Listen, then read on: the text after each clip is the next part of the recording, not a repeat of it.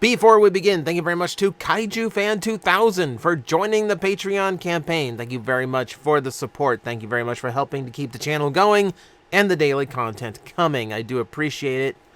I'm going to be very brief with my thank you because it is time once again for our monthly Q&A video, which means this is going to be a very long video, so I don't want to prolong it any more than I have to. So, you know the rules by now, as always, so you see them here at the top. One question per person. We want to make sure everyone gets a turn. Make sure it's quick answers. Don't make me stop and come up with entire casts or entire storylines.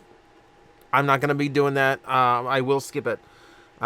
Keep everything within TOS and no profanity. I did have to delete a comment for that. Sorry. It's YouTube guideline stuff. And if you're just commenting, please mark it as such, just so we don't, so we don't accidentally read too much. Also, yeah, we are banning, and you can ask me literally anything. You can ask me if my favorite Michael Jackson song, for all I care. But we are banning Gundam and realistic gun transformers, because literally everyone asks me about those all the time. I've given my answers a million times. But no, let's see what we got this week. This month, rather, starting with Mr. Petito 2.0. Who is your least favorite character in TF Prime? If I had to choose, probably Raph, because he's the like super intelligent kid trope that I've seen all over the place, and I know I'm just kind of bored of that. I was bored of that then, you know, especially because like. He never really felt like he was there for the... He felt like he was there just to move the plot. He didn't feel like he really did anything himself. They didn't resolve, like... They didn't resolve his family issues. They didn't explain why he could understand Bumblebee's bleeps and bloops. He was just kind of there, just to explain things the plot needed him to explain. See, if you could add a sixth member to the Combaticons, who would it be, or your idea for one? I would probably... see, the hard thing is, like, figuring out a military vehicle they do not have. Like, they don't have an APC. But I was going to say that would be way out of scale because those are really big compared to some of those vehicles. But also, they have a space shuttle that's smaller than a truck. So, I'm not going to argue that one. But, like, an APC, like... I would almost say something like Breacher, but Breacher's an Autobot. The answer would use either that or Hailstorm. The missile battery truck, that one as well, because that's another one that suits the military aesthetic of the Combaticons without really impeding anything. So probably either a brand new character as an APC, or I would adapt Hailstorm as like a G1 style design. Which cancellation was more heartbreaking, TF Animated or Avengers: Earth's Mightiest Heroes? The correct answer is Spectacular Spider-Man, because they didn't even reach a conclusion point with anything. You know, at least TF Animated got to have like an actual ending. A little rushed, but an actual ending. Between those two, it is Earth's Mightiest Heroes. That was a really, really good cartoon. It's very unfortunate that one got cut down. Look. He's got the right idea. They've got the right idea. Spectacular Spider-Man was great. See, how do you feel about a subtraction of Transformers that turned into famous cryptids, such as the Jersey Devil, Bigfoot, the Loch Ness Monster, Mothman, etc.? I do think there's definitely some room in there, like as like a very interesting sect of Beast Wars characters. It would definitely have to be like the more animalistic ones, you know, like, okay, Mothman turns into a moth. Cool. So it's just a moth that explodes out into this scrawny little human guy. Loch Ness Monster, it's basically paddles. If we did Loch Ness Monster, everyone would just scream, "It's paddles, do paddles." So it's a tricky situation to do. A lot of cryptids are humanoid, so you got to get in, you know, like your chupacabras and your jackalopes. I would buy a transforming jackalope. Are you considering doing a charity stream in the near future? And if so, I got a good game for that. Mystery of Convoy. It is definitely a Halloween comment because that is horrifying, the prospect. every now and then I think, like, do I have enough of a following to do a charity stream type thing? And like what would the goal even be? Like, what would be a realistic goal for how many subscribers I have? Like, I've only done a few charity efforts in the past. They haven't gone over huge, but then again, they haven't been just like, hey, donate this or that, and I will do this as a thank you. I don't know. I mean, it's something I've thought about a lot. I do know I am prepping for things that might make that more viable. So we will see in the future. Like, I do want to do it at some point, though. Favorite alt mode for Megs? Honestly, I really liked animated making him a VTOL. Because, like, tanks are, like, there's so many tanks in Transformers, like, it does feel, like, I understand that is his go-to now, and it makes sense to be his go-to. But it also feels like there's a lot of tanks, and it doesn't feel like Megatron should just be, like, another tank. Like, VTOLs are far less frequent in Transformers. And I thought the one he was in animated was really menacing. That or the Energon, like, space gunship. That was a really cool one, too. Do you think that faction symbols should be different to reflect a bot's rank? Like Megatron Optimus being more decorative since they're generals, etc. You know, more like, so like more like military bars, you're saying. Like, and potentially, we have seen bits of that in animated. There was a lot of animated already. We're only a few minutes in. Animated did the Cybertronian Elite Guard. So you had like the extra wings added to the Autobot symbols. It's not necessarily a bad idea, but it does make Transformers in general lean to being more militaristic, and I think that's a little... I'm not sure I agree with that. I wouldn't mind Optimus and Megatron having, like, like fancier badges, like gold trimmed or something, or like something decorative, but maybe not everybody. Just Optimus and Megatron, the specific faction leaders, like, your Silverbolt, your Grimlock, and then just everyone else gets a normal badge. Do you think Nexus Prime should have been in Combiner Wars, and what character molds would have been used for him? So, okay, so I'm looking at yours, and, like, I can go with that until you get to, like, Ripper-Snapper and Dragstrip. So, I am very much of the opinion, like, if you're going to do Nexus Prime, it really should feel like the original. It should feel like the one that the subscription service did. You'd have to use Onslaught as the torso, because that's as close as you're going to get to the missile truck. But for the rest, you need 2 aerial bots, and you need a tank and a helicopter. And, you have that available. So you've got Alpha Bravo or Vortex. You've got aerial bots out the wazoo. You've got plenty of options there. So it absolutely could have been done, but I wouldn't have tried mixing and matching from every combiner. I would have kept it as close to the first one as possible. Would a transforming Deep Space Nine station make a decent Titan-class figure?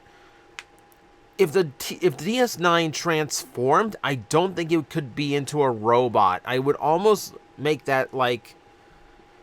You'd almost have to make that a spider or something, because, like, DS9 is such a cool design for a space station, but it's highly impractical the way it is designed. Like, you could not, you couldn't have that as, like, a robot. It's too thin in all of its parts. So that one, unfortunately, I don't think would really work. Unless you turn it into, like, an insect, a spider, or something that's, like, a little bit creepier and a little bit more spindly and animalistic. Thank you for doing these. I hope you sleep amazing. Usually I do these super late at night, and I sleep like a rock afterwards. Yeah, we're doing it in the morning today. So we'll see how late this one goes up. What's your thoughts about Legacy Tyway being the Titan class, and yet still skipping out on almost all of his gimmicks from the original toy? I wouldn't say almost all. You're going to have, like, modern engineering constraints. Like, I don't expect his Minicon gimmicks. Like, okay, that sucked. It would have been nice to at least have his Minicon. I don't understand why a toy can be a $200 piece at retail, but then they say, oh, we don't have the budget to add the Minicon. Stupid. Absurd is what that is. So, like, I was a really big proponent of Tidal Wave being a Titan, and I think it came out as good as it possibly could as a result.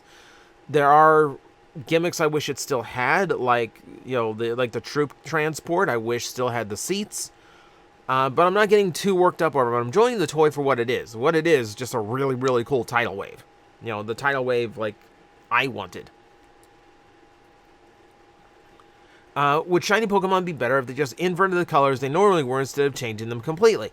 So changing them completely is fine, as long as you come up with a new cool color scheme for them that actually looks nice, or looks like suitably out there and interesting. Shiny Pokemon suck when they are just barely changed. Like, you know, Cerule Edge changes his eye flame from blue to red. And that's it. That's all you get. That's the entirety of him being shiny. And it's so lame. It's so lame. I hate shinies like that. I hate shinies that are barely modified. I hate that shiny Pikachu just looks tan. He just looks like he's been in the sun a little too long. I like the out there shinies, you know? You know, like, I love Luxray being this, you know, electric yellow and black lion, or lynx. You know, that looks super cool. I like, one of my favorite shinies is Como-O, because he's got dull grays and browns in his normal mode, and that looks really cool. And then his shiny is bright yellow and pink and obnoxious, and I love it. I love that one. So not necessarily like, oh, we need to change them completely. It's not that we need to invert colors. That would work on some, but I think it'd be a little bit... I think it would remove the creativity from them. Who would win in a fight, Armada Tidal Wave or G1 Predaking? I think I want to say Armada Tidal Wave won more fights than Predaking, which is saying something, because I don't think either one of them won that many fights. I think just based on sheer firepower and size-wise, I do think Tidal Wave would be a little bit bigger. I'd probably give the nod to Tidal Wave, especially considering the power levels in Armada are actually way higher than they are in G1. Let's put that into perspective, too. Yeah, I would go with Tidal Wave.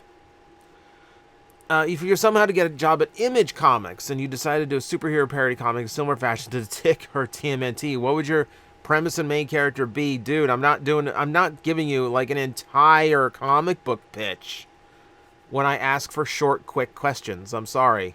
Funny concept, but that's not... I'm not gonna sit here. Do you wear wigs? No. Have you worn wigs? Only for Halloween one year. Will you wear wigs? Probably not, because baldness is not a thing in my family. When will you wear wigs? If I come up with a good Halloween costume or cosplay. See, I love your Beast Machines rewrite where you had Waspinator join the Maximals. If there was a Maximal that would turn and join the Predacons, whom do you think it would be? I know Rhinox goes bad, but turn to Viacons, so really don't count that. Yeah, we also don't count Rhinox getting, like, mind warped into a Predacon. See, the hard part to that is trying to pick out, like, who in the Maximals has the personality for it. And unfortunately, I'm not familiar enough with a lot of the characters who aren't toys. Like, it would definitely be a character who was not part of the main Maximals. I can't imagine any of the main Maximals going evil. It would have to be someone on the back roster, like a Pack Rat. Like, Pack Rat was kind of like a scummy type of Maximal. I could see him going Predacon in the right circumstance. I'm trying to think, like, is there anyone else in the toys, like, exclusively that would, like, oh, yeah, I could absolutely see him being a Predacon. Maybe Jawbreaker? You know, the hyena, because he was kind of, like, insane, kind of, if I remember it right. Like I said, I'm not familiar on the toy bios. I will go with Pack Rat as an easy answer, and move on. Are you an Alien fan, and if so, what do you think of Alien Romulus? So, truth is, I like Alien. As a kid, the 90s Kenner Alien toys were some of my absolute favorites. I'm not a horror movie guy, though. I love the design work and the lore in Alien. I'm not a fan of horror movies, though, so it takes a bit for me to get around to watching them. So unfortunately, no, I did not see Romulus. Heard it was great, though. Have you seen and or familiar with Ruby, and what are your thoughts on it? I have seen Ruby. I do like Ruby. I do feel like the later seasons kind of go off the rails. Because I like some of the story beats, but it gets really weird, and I kind of go like, did Monty really, like, plot this show so far out that he was going to do, like, an Alice in Wonderland season?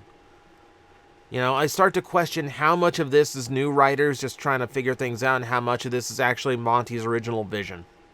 That's the hard thing about Ruby, is you have to remember the original creator passed away pretty early into the series run, and everything else is based on notes or, you know, invented by the new writers. So, kind of weird. Kind of weird. I'm not entirely sure how I feel about it. I am glad to see that it survived Rooster Teeth's shutdown, and that they do have a new distributor. They will hopefully reach an end, because it really was, from what we have now seen, potentially the only aspect of Rooster Teeth that was still making money.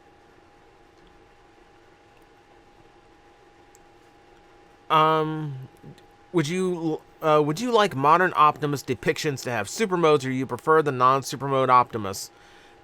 It's one of my go-to answers. Like, it really depends on the Prime. Sometimes yes, sometimes no. You know, I don't think Transformers 1 Optimus needs a super mode, but I do like an Optimus with a super mode, specifically because Optimus Prime needs to be a huge truck. Like, when it's just the cab section of the semi-truck, it just feels incomplete. Not in that, like, oh, I'm missing out on the toy. It just feels like it's too small to be Optimus Prime. You know, he doesn't command a presence when he's just a trailerless truck. So I need that giant Optimus Prime. I need that really big, solid Optimus in vehicle mode. So that if that lets us have a super mode with all the extra parts, absolutely.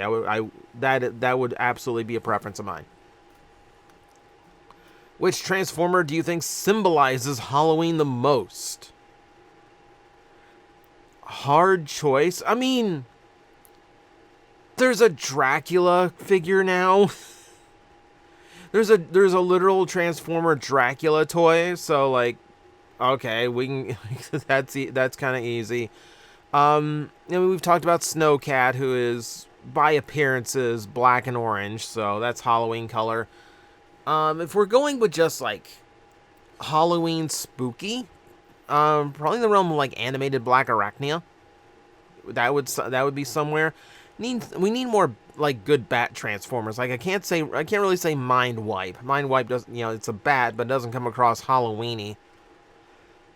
Oh, well, it's a hard call. We really haven't had, like, a good, like, Halloween Transformer outside of, like, a Hello Kitty. The Hello Kitty Q Transformer.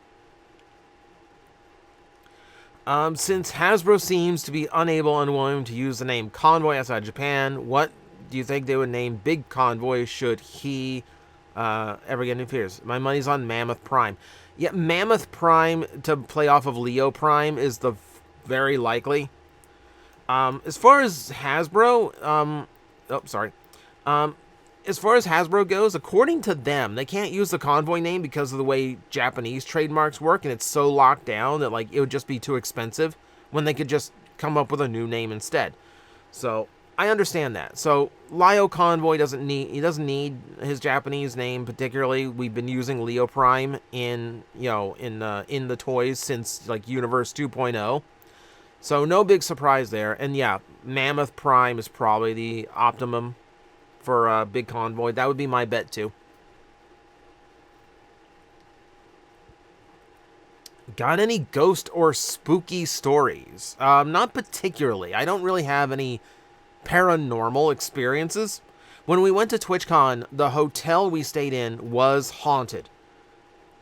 In fact, we were 4 doors down from the really bad room. It was literally right down the hall. And unfortunately, nothing really happened. It was a perfectly calm 2 days in the hotel. 3 days, 2 nights, as a matter of fact. It didn't have anything spooky happen. Didn't have anything weird. Let's see. Yeah, I don't really have anything like that. Like, I know it's Halloween time and everyone wants spooky scary. I don't have anything. I'm sorry. You can pick up to 3 characters to add to alternators, Binotech, Alternity, and you pick their licensed car mode. Who and what cars do you pick? Unfortunately, I won't be naming cars because I'm not a car person. I couldn't name you cars off the top of my head. So unfortunately, that would not be on the table here. I'm trying to think of who was missing. Who didn't we get? You know, like, we didn't get a proper wind charger. Well, we kind of did. We kind of did. We did. You know, we kind of got a wind charger. What was it? Who am I thinking here? Who do we need? Who do we need? You know, like, we didn't have a Bumblebee or Cliff Jumper because at the time they weren't really viewing those characters as sports cars, which would have been great. You know, and you could have tried something. You know, you could have made them like a Mini Cooper. That, you know, was a Mini Cooper even a thing in 2003? I don't know. It's like, this is me again on cars. I don't know. I'm trying to think of like who were the good ones that we missed out on. I would have liked to see more Stunticons. You know, if it's an all-car line, then it should have been more Stunticons. We should have gotten, like, you know, a proper dead end and not Wild Rider colored dead end. You know, we should have gotten, you know, like Mirage, even though it's not the right vehicle, should have been redone as drag strip. You know, so we had directions to go in. Like, but that would be the general answer. It's just like, I feel like that the line needed more Decepticons. So yeah, either more Stunticons or maybe like Runabout or Runamuck would have been good as well. Do you think we'll get Kaneda's bike for a Transformers Akira toy collab? It'd be fun. It'd be fun, and there's plenty of motorcycle Transformers out there, so I could absolutely see them actually retooling 1 or 2 of them into that. I'm not sure if Akira really, like, there's cultural significance to Akira, and there is a level of popularity it always maintains. I'm not necessarily sure it's enough to make a collab toy out of, though. Especially because it's, you know, it's an anime thing. You know, if they're going to collab with an anime, it's going to be far closer to, like, your Dragon Ball, One Piece, My Hero type area. It'd be, like, the far more, like, well-known current ones. Or the more, like, popular ones in the US. But Kaneda's bike, in general, would be cool to have as a Transformer. Is there a Transformer you would redesign if you could, whether it be a small or large change? I think Grimlock should have a dinosaur head more prominent in his robot mode.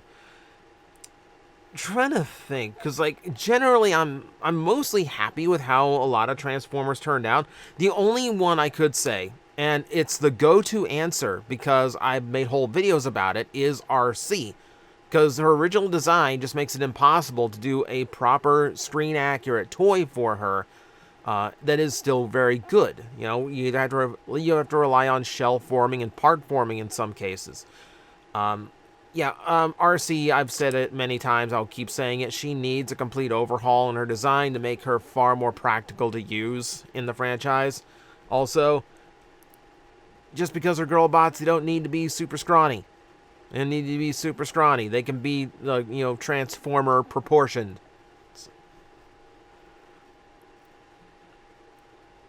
So what, in your opinion, is the most overrated piece of Transformers media? Personally, I think IDW 1.0 is overrated.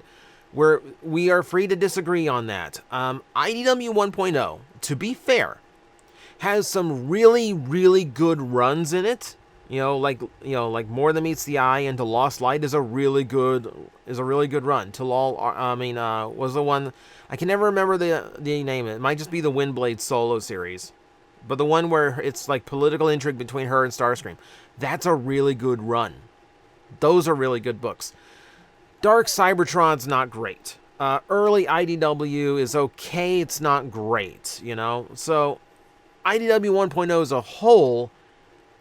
Yeah, like, there's some downsides to it. I think 1.5, the latter half, is way better than the first half. So I will give you that. I'll give you that.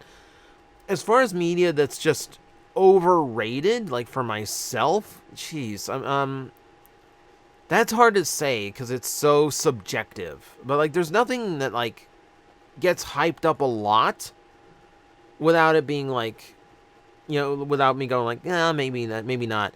I think the only one would probably be the High Moon video games. I feel like Transformers being a brand for so long, I feel like we need, like, those are okay games, but they're not AAA. They are not, billion-dollar revenue bringers. Transformers has been such a popular franchise for so long. We should have a video game right now that is just a banger. Like every 3 years we get a new iteration, a new sequel to it, and it's just a banger series. I don't understand why we still do not have like a good run of video games. One or two here and there, but no really good ones. So yeah, I'd say probably the High Moon games, I would say, are overrated. Why do you think Hasbro is shying away from using traditional 2D animes for their Transformer cartoons? Cost. Time. CGI is cheaper to do. It's more modern, more responsive to kids these days, and it's just cheaper and quicker. Simple as that. And here's the thing, I wouldn't say cheaper and quicker as a bad thing necessarily, because one of the faults to doing traditional 2D animation for a Transformers cartoon is it takes so much longer, and the toys in production will have their own like length of time it takes. So combining those two gets tricky. So if the show can be out faster, can be developed and out faster, generally it lines up with the toys better. So there's a lot of reasons. Many have lauded the current Transformers comic book for pushing the boundaries of TF media and telling stories we haven't seen told in the franchise before. What is something that you would like the comics to explore that has never been done, can't be done in other media? I think we are going to get it in this book. They're slow burning it, but it's really the horrors of the war. Because we kind of overlooked like, oh, well, the Transformer War has been going on for 4 million years. Okay, cool. That's a lot of damage. That's a lot of death and destruction. How is that affected? Because you understand, like, human soldiers go into war for a year or two and come back traumatized as completely different people. So what do you think 4 million years have done? That's what I kind of want to see. Like, if you're going to tell a dark, gritty story, there it is. And I do feel like we're getting there. Optimus has these flashbacks and these, like, moments of, like, what have we done? I feel like that's going to go somewhere. Will we get new Transformer Datsun Brother molds that do not have clear plastic? I hope so. I was looking at like the lineup here so far, and like out of like all those bots, those are some of the only ones that have not been re-released without clear plastic so far. And it scares me because they use it for the knees on some of those versions of the toys. I was really hoping they do it with Prowl, because like Prowl was, a hard to get multi-pack type situation. So fingers crossed. We do know there's a Sideswipe coming out as part of like a Gamer Edition Studio Series line, based on Devastation. My hope is it's not like cell shade deco and they just like take the clear plastic out. That's my only hope. Duel of the Traitor Swordsman. Armada Starscream versus Dinobot, scaled up to normal TF size. Who wins? Armada Starscream lost a lot of fights if he did not have the Star Saber. So based on just their normal kit, I would say Dinobot would probably be the more skilled warrior of the two with a sword. So I would give the nod to Dinobot there. Would you ever do more Transformers Hunger Games with stuff like animated or Prime? So for those who have picked up the channel more recently, I used to do much more random type videos of just like Transform based, like, because I found a Hunger Games simulator, so I put in a bunch of Transformer characters. I could do that again, because I do think it was funny. Unfortunately, it really didn't do very well. So I'm not sure if it's a direction I want to go in again. But we'll see. We'll see. It's a rainy day. Like, if I need something to do video, I can do. It's one of those I can always do again. If you could go back in time and cause a different company to acquire Power Rangers instead of Hasbro, who would you pick and why? Honestly, I probably would pick Playmates because that's a toy company that can still get like larger toys like vehicles out on the market. They do really good with affordable kid range action figures. Like their Ninja Turtles are still really cheap considering how decently articulated and accessorized they are. So I actually do have some optimism for Playmates in taking hold of that franchise next year. But we will see. We will see. They would be my go-to pick, if only because like they've proven themselves with the Turtles franchise. What are your thoughts on a Soundwave combiner that combines with all of his cassettes to form sort of super mode? Maybe? Like, not in a traditional super mode of like Soundwave becomes the core of a much bigger robot, but it'd be much more along the lines of like they're forming armor for him. They're like mini-conning onto him. It'd be a fun way of using them, but also I don't think it's wholly necessary. And I think Soundwave has this interesting relationship with his cassettes as it is. And I don't really want to meddle with the gimmick, you know? I don't want to, like, put too many cooks on, in the kitchen on this one. So, it's not a bad idea if you do it right, but I don't know. It would be very tricky. I think it'd be very tricky. Let's see. Besides Mighty Morphin, what's your favorite primary Megazords design in Power Ranger seasons? So, we're just going like primary Megazord designs. We are going to skip Operation Overdrive because that's Bokenger, and that's my favorite Sentai series, so we'll kind of skip over that. I love those. But the more traditional Power Ranger stuff, In Space is obvious. Love the designs in that series. The Rescue Megazord, I've always loved. My favorite is the Shogun Megazord. My favorite has always been Shogun Megazord. You know, if you want a list of like my holy grail toys that I still have not obtained, because I have gotten a lot of them. If I'm listing my holy grail toys today, Muteki Shogun is very high up on that list. The original Japanese version with the die cast and the white arm. I'll get it someday. Okay. Thank you for reminding me that the Earthspark videos aren't in a playlist again. I still need to do my finisher. Once I get the season finale, the new one up, that'll probably be later this week. I'll make sure to playlist those. Also, King, I've seen this avatar before, so I know you asked a question already. Don't do that. Don't do that. You also asked about Bionicle. I don't like Bionicle. With SS-86 opening, Optimus reopening the floodgates to Kingdom Rodimus first opened, what are your thoughts on what they make a Commander class figure that's essentially a leader figure plus a boatload of accessories? I feel like a Commander needs to be what an old leader class toy needed to be, like your Cybertron leader class figures, where it's just one big solid toy that just has a lot of stuff you can do with it, rather than just a bunch of accessories, you know? Because here's the thing with throwing in a bunch of accessories, and like I got this with Studio Series Springer. The thing with just packing a smaller toy into a larger price point and just giving it a ton of accessories is I'm not going to use them all at once. So like Springer at the most will hold 2 of his accessories, and then everything else will just sit on the sidelines. And while yes, it does add to the toy's overall play value to have them, I'm not getting that play value. It's just swap in and out, and the toy's basically got the exact same amount of play value. He just has a few extra options. So it just doesn't feel substantial. You know, like when I'm messing with a toy, I give, Springer his 2 accessories he can hold, and that's it. And then he just kind of feels like he's a $35 figure again that I paid an extra $20 for, like it's imported. I don't like that. In any size class, the one exception might be like deluxes, like mini bots, like Cliffjumper coming with a big accessory, okay, fine. Okay, fine. Because the character has to be that size. But just throwing a Voyager into a leader or throwing a leader into a commander and just loading them up with extra parts, I don't like that at all. I think that's cheating us.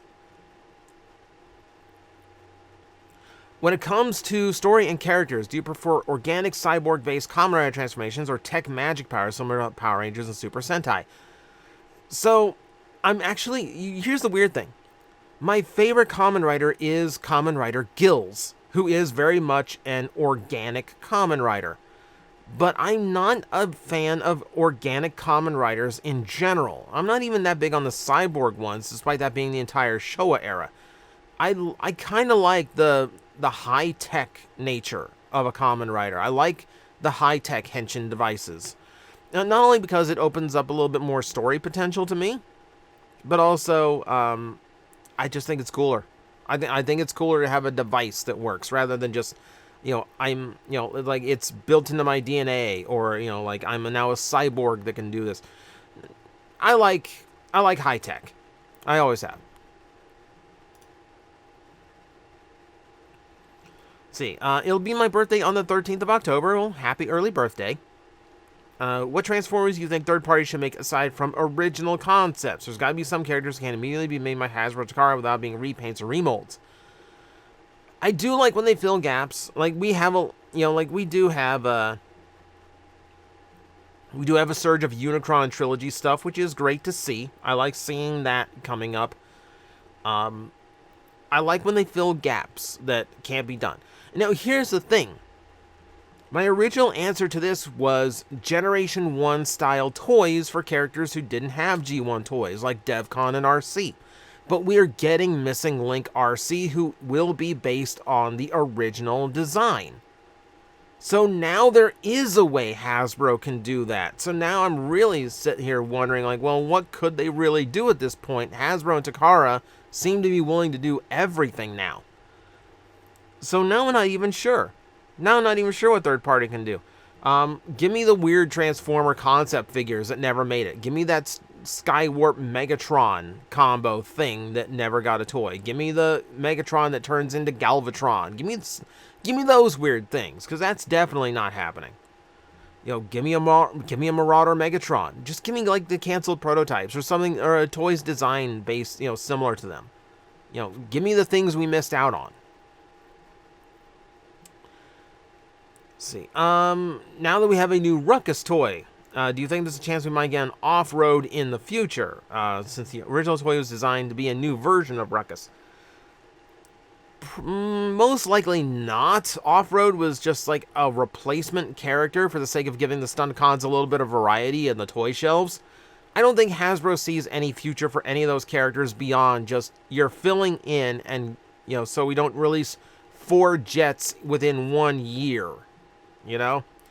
So I don't know. I don't see getting an off-road out of it. It's interesting to figure out like who can they get. There's oh my god.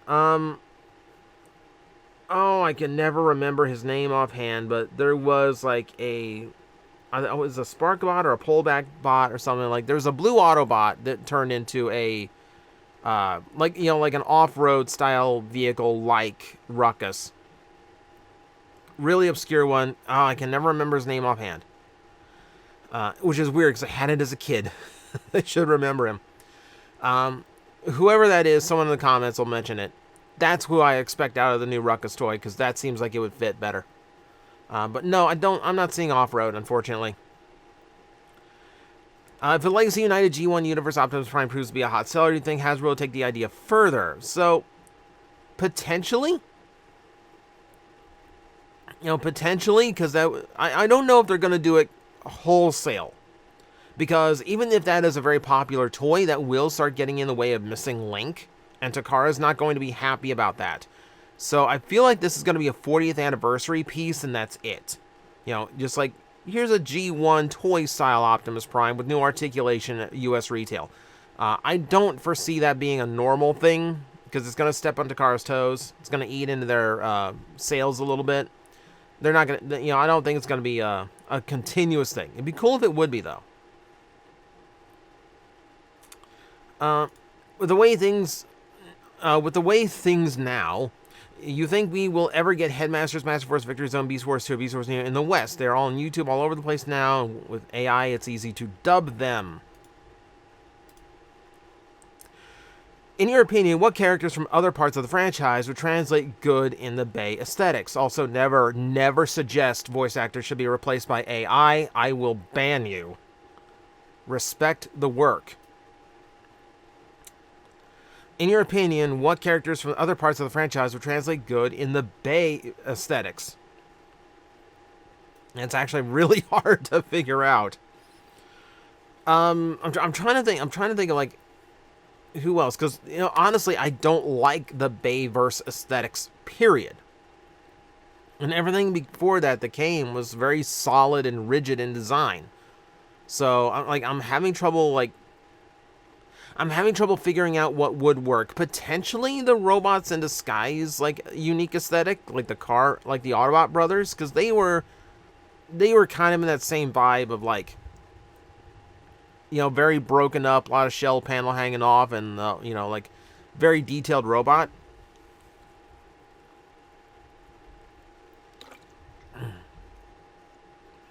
I have a tickle in my throat, and I'm trying very hard not to cough, so I have to go back and edit this.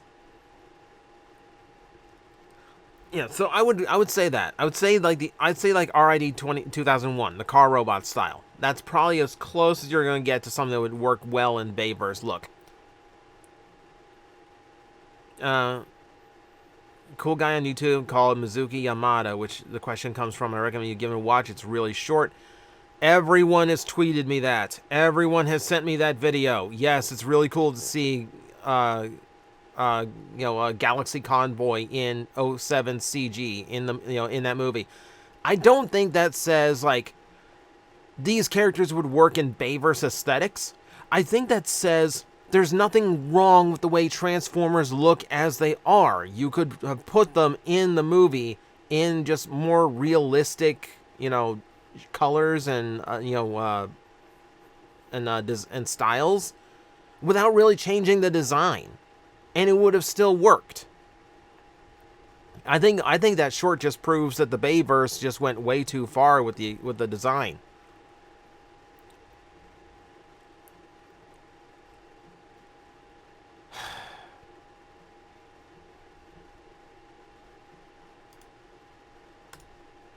Don't try to get around the rule. You're only going to upset me. Since LEGO's got a lot more lenient toward fantasy war vehicles, do you think we could get Decepticons with Cybertronian modes, like Tetrajet Starscream or Cybertron Tank Ship Megatron? Not for LEGO. Because while LEGO's gotten really, really good at their sci-fi designs, they're going to go where the money is. They're going to go with the more, proper, traditional design for Transformers. I wouldn't be surprised. I wouldn't be surprised to see Megatron as a tank, but he'll be an Earth mode tank. We're not going to get like Tetrajets or anything. We'll get a normal Starscream. We'll get a jet. Would you think a Transformers Demolition Derby game akin to Twisted Metal can work? If you can figure out how to balance the robot modes, which should technically be far more powerful than the vehicle modes. But yes, I would have a lot of fun with that.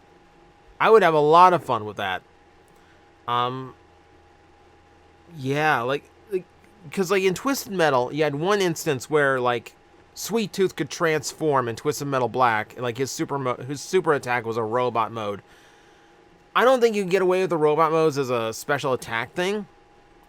You'd have to like weird in some storyline thing of like, well, this is why the Transformers can't stay in robot mode for too long.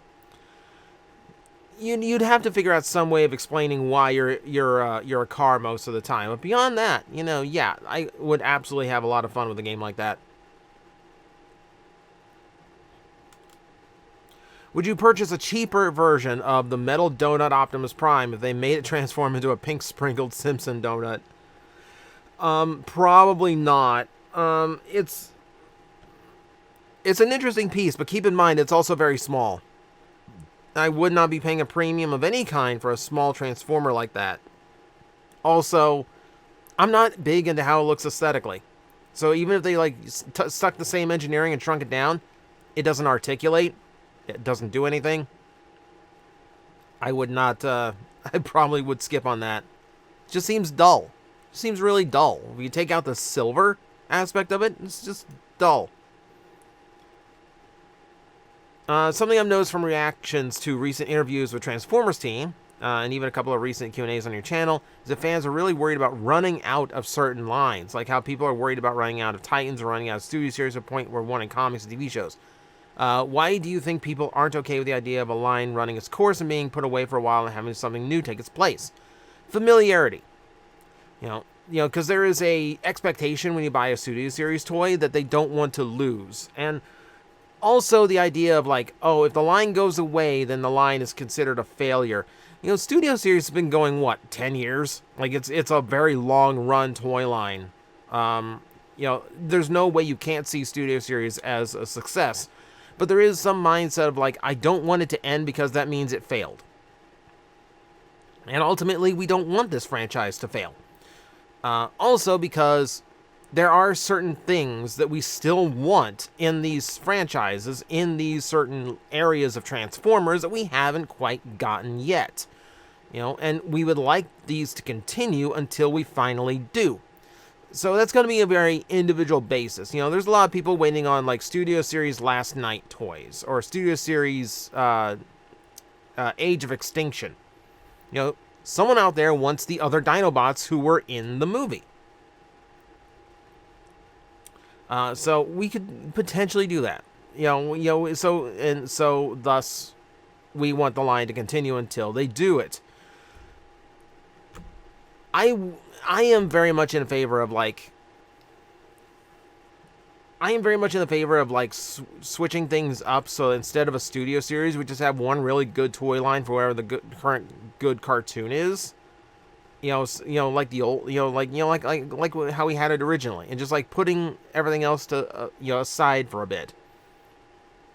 Because I feel like it's oversaturated at this point. I'd be okay with a line running out and trying something new instead. I'd be fine with lines ending and nothing replacing them. We have too many Transformers to buy these days. Since I've gotten back from California, I think I've had a box show up almost every day, and it's another new set that I pre-ordered or something. I've got Studio Series A6 Optimus coming to me in the next week because Amazon moved up the date on that. Things like that. Do you think a Smokey and the Bandit crossover 2-pack is possible? Probably not popular enough to do anything. Cult classic to be sure, but unfortunately, I don't see that being possible. Why haven't Optimus used the Wreckers against Megatron, since he probably doesn't know who they are and they're more violent than the average Autobot? So,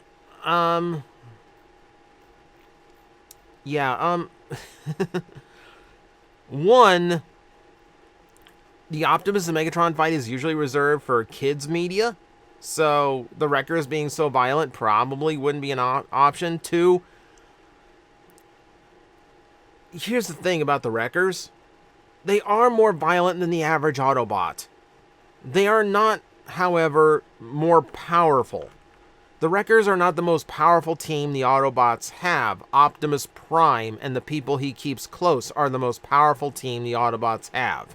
The Wreckers are for dirty work. They're for the things that Optimus needs done but cannot condone doing himself. It's Black Ops. So for someone like Megatron, most fictions where the Wreckers exist, Megatron is too powerful for the Wreckers to handle. By far. It wouldn't end well. It's one of those things of Optimus isn't going to ask someone to go into danger he's not willing to do himself. And in his mind, Megatron is such a dangerous opponent, he's only willing to risk himself to confront him. That's how that goes.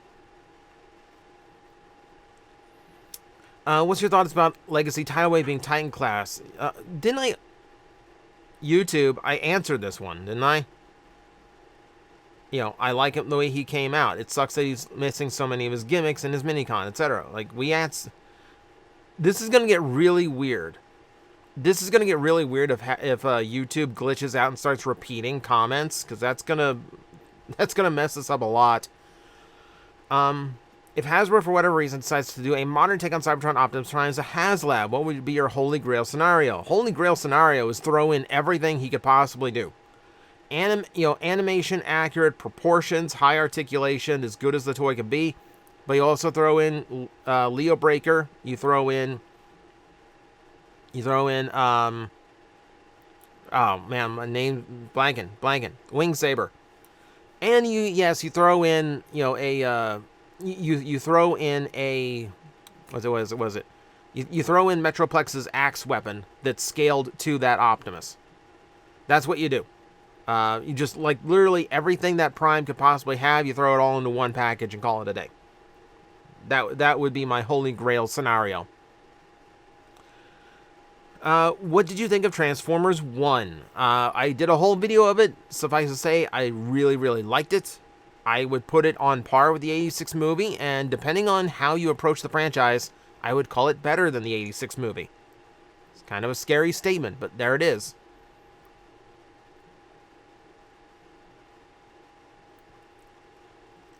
If a big company offered you to sponsor all your videos, with the only condition being that the first you have to rebuy every figure you ever sold with your own money and never sell anything again because they can request any video gallery or comparison at any time, would you take it? No.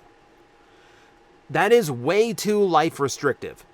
Not only because that would, like, literally, I have sold tens of thousands of dollars worth of Transformers, all of which, and you're saying every figure, so even beyond that, all of those toys I've sold off over the years, all of them are more valuable than they used to be. It would cost more to regain them than it was to sell them. I would already be out thousands of dollars on that prospect, on top of the tens of thousands it would cost to do in the first place, which I don't have. And then to say, like, oh, well, you can never sell anything again. I'm already out of living space. Look at this place. I got stuff all over the place. I'm expanding my living space as we speak because, my current bedroom office scenario here just does not have enough space for this. So, no, that would be so consuming. That would consume so much of my life. No, not a chance. You've mentioned that you watch AEW before. Who are some of your favorite wrestlers? If we're talking wrestlers in general, I have to put Rob Van Dam at the top. He's always been my favorite. And then we put Shawn Michaels in there, Chris Jericho in there. If we're talking AEW specific, that technically counts as Chris Jericho. Then you're talking Kenny Omega. You're talking Will Ospreay. God, there's so many good wrestlers in AEW. That's hard. It's so hard to pick. So hard to pick. Let's see. I do appreciate the I do appreciate the comment here as well. I don't think I am the best TF content creator. I just try. I try to do what I can do. Let's see. In your last Q&A, you got a question about the Megatron to Galvatron concept. So I'd like your opinion on my 3 favorite unmade concepts and their viability as modern figures. One, we've already talked about these a little bit. Number 1, Megatron Skywarp Jet 2-pack. Jet. For those who do not know, this is a Skywarp that has a jet mode, has a robot mode, but also has a Megatron mode, inexplicably. That should be a Starscream Megatron, but the Starscream just ends up in black colors because that fits Megatron's design better. I would love for them to do that. It makes no sense whatsoever, but I would love it for the absurdity. Drop Shot, the Unicorn Triple Changer. Drop Shot is a really cool design I would love to get a modern figure of, because there's not enough Triple Changers that are vehicle beast robots. It's extremely few. Extremely few. The only one I can think of offhand is like outside of some Transmetals that do technically qualify as having a vehicle mode, like Rampage. The only one I can really think of is like Titans Return Alpha Trion, a toy that a lot of people are down on still. I love that toy. I thought that was a really, really cool toy. I would be down for that a lot. And then the unnamed Diaclone jet helicopter. Unfortunately, I'm not familiar with that one, so I can't really say for sure. Yeah, but that would be cool. It would be cool if we get the weird ones. What do you think of an idea of Megatron turning into a sword in future series / as a future toy? That's a funny way of skirting around the weapon Megatron thing. Ultimately, I'm not a fan of Megatron turning into a weapon that someone else in his army has to hold. You know, if you turn into something that you cannot, like, here's the thing: when he transforms, he renders himself useless and helpless unless he has someone amongst his ranks he trusts to wield him, which is not very many. It's very few people who that would fall under. In that regard, no. I don't like Megatron being a weapon. Even if that's what he originally was in the original cartoon, I don't think it makes sense for the character, and I think it like undermines him. I'd rather him just be a really powerful vehicle. So Sonic Movie 3, have you seen the trailers, the movie itself? What do you think of it? I mean, it's amusing. I'll give it that. Keanu Reeves as Shadow. Amusing. I mean, I think it looks as good as any of the other Sonic movies that we did, and the other two were good. So I'm not upset over it. Nothing that like particularly like insightful to say. Just like, yeah, it looks like a good kids movie. You know, the only thing that bugs me is that like if we're introducing Sonic Adventure 2 stuff into the live action franchise, I'm a Rouge the Bat fan. I really like Rouge the Bat. Not for the reasons you think of. Calm down. No, I really wish they would throw more cast members in, you know? Because, like, here we go with movie 3, and we've only got 4. We got Tails and Knuckles in the sequel. This time we're getting only Shadow, and I really feel like Rouge needs to come along, if only to terrorize Knuckles. You know, like, that feels like it has to happen. And then I'm kind of wondering, where's Amy at this point? Like, Amy should have been around at this point. So, like, I feel like they're introducing characters a little bit too slow if they're going to go the Shadow route. Do you think we're getting more characters from Energon soon, or do you think they'll actually be incorporating Power Links, or just throw in some Energon stars? It's hard to say, because I know Evan has said that if they want to do modern Energon toys, they'd really like for them to still have the Power Link gimmick. But that would take so much budget and engineering. I'm not entirely sure it's possible at this point. I really feel like I'm not even sure if they throw in Energon stars. If I'm being honest with you, I think they just try to make them really good, just Transformers based on the original designs. I don't think they go any farther than that. Start with the Decepticons, because you don't have to worry about power linking with them. And we got some really cool Decepticon designs in that series I'd love to see again. What do you think of a live-action Transformers cinematic universe similar to the MCU, where it's structured in phases? I'm honestly not sure there's enough. Like, here's the thing. There's enough. It's not like how Marvel works, where every character is their own franchise and they brought them all together. Transformer franchise really is Optimus Bumblebee versus Starscream and Megatron. And that's pretty much the entirety of the franchise. You know, if you boil the whole thing down. So when you try to turn it into like a Marvel situation, you're talking like Bumblebee needs his own movie, Optimus needs his own movie, Megatron and Starscream need their own movies, which you wouldn't see like villains being the leads of their own movies. You wouldn't see a Megatron causing havoc on Earth without having an Optimus Prime there to face off with them. So, what would you do? Do you do like a Dinobot movie? Okay, Dinobots are cool for Transformer fans, but they're not well known enough in the public eye to get away with a Dinobot movie. You do that with like Beast Wars, potentially, and then you have the merger movie, which might have made, you know, Rise of the Beast more interesting. yeah, like it just like I'm not sure it would work. There's plenty of like directions you could go in for that, but not enough that I think the general public know in order to go, ooh, I want to see all of these and I want to see them all come together. How would you feel about Sentai helmets with Roman numerals for their visors and numbers on their sides? I feel sorry for anyone who has to be the one. You know, because like, you know, if the person who's number 8 has like a big V over here and then, you know, 3 lines on this side to actually look out of, if you are number 1, it's just, that's it. That's it. Like here are your eyes. Like here's the helmet. The gap is where the actual visor is. That's not gonna work. I don't think that's gonna work. If you do a Sentai themed after like Greek or Roman mythology, that might play into it. But otherwise, that's gonna be very weird.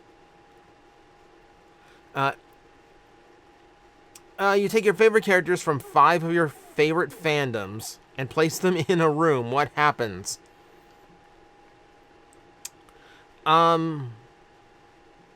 See, now I gotta think of 5 fandoms and 5 characters. So now now it's getting really tricky. Okay. But like, that gets hard because like inevitably you're going to end up with like, you're gonna have someone fighting someone, right? Like Kamen Rider Gills and Dinobot would throw down in the most epic way, but they would instantly be fighting each other. I wouldn't say Helluva is one of my favorite fandoms. I'm trying to think of other ones. I'm trying to think of other ones because I'm not a huge fandom guy. Like, the thing is, like, here's the other form of battle. Like, or like if we're throwing in like Spider-Man, it'd be Carnage. like, what's he gonna do against him? And Gills would have such a cool fight that Gills would inevitably lose, get angry, and come back to fight again. And then they'd just be having fights with their tendrils. Yeah, I'm not sure. I can't really fill out that whole list because again, that's going to take a little bit longer than I want with these questions. But like that's kind of like I know a lot of my favorite characters just end up fighting. Does Hasbro know or care that the soft ABS blast effects and tires are melting the paint and plastic? So the problem is more likely on the factory side than the Hasbro side. Ever since COVID happened, it's been harder for them to go to factories and inspect things to make sure things are going the way they want. And moving the factories to Vietnam, there's definitely been a hit to quality since they did that. A lot of times, it's the factory choosing the material, and if they choose something that is cheaper or they choose something that is mixed incorrect, you know, like it is like not a proper material for contact with ABS, they don't really care. You know, they're just trying to produce these things as cheap as possible. They're probably aware at this point that the soft plastic they've been using is causing damage to the toys overall. But it takes a long time for them to notice, get it to the factory level, and then do something about it. So, unfortunately, we might be stuck with it for a little bit longer. How much money are you willing to bet for when they make a Naruto Transformer collab and make it a modified Weird Wolf Wolfwire or Beast Wars Wolfang? I'm not entirely sure. Naruto Transformer is a difficult collab because there aren't really vehicles in Naruto. You'd be dealing with like you'd have to be either like a giant toad or it would be, you know, like you're suggesting here, it'd have to be a 9-tailed fox. More likely, it would probably be like a heavily modified Tigatron. Like use the same engineering for that to make Kurama. That would probably be the bet. I don't think they would go with Weird Wolf. I definitely don't think they would go for Beast Wars Wolfang. That mold's way too old to use for something like this. But but yeah, you're not wrong. They'd definitely retool a Beast Wars toy. I just think it'd be a Kingdom one instead. Since Halloween's coming up, do you think Transformers will have something special for that holiday? Not necessarily. I think we would have heard about it by now if they did. I think there would have been pre-orders so people could have it on Halloween. I feel like there's such a place for this to happen. So, like, they went and wasted Night Prowler as a Walmart exclusive. Otherwise, we could be getting those Halloween Horror Con packs that were supposed to be released in the 2000s. We missed a huge opportunity there to have some Halloween Transformer releases. Why do you think Hasbro doesn't ever use the engineering design that went into the Prid via con anymore? It's hard to say. Like, for that Viacon, it made sense because the character design lended itself to how that toy worked. That's not as true for a lot of modern figures that are trying to recreate G1 characters and looks. And then as far as modern lines, like Earthspark and all that, I think that engineering is a little bit too involved to do now. Deceptively so. I think they're just content to keep it to as simple as possible for that engineering. It would be cool to see it again because it is an extremely good design. It's extremely well thought out figure. I don't know why. Like, it at least keeps it special. I'll say that. See, is there any specific character you'd like to see from Neo to appear in the main line outside the obvious Magmatron and Big Convoy? Well, we got Magmatron. Big Convoy, I think, with Lio Convoy a thing now is a certainty at some point. As far as, ones I would like to see, Karada was always a favorite of mine, but then again, I'm not sure how you improve upon Karada.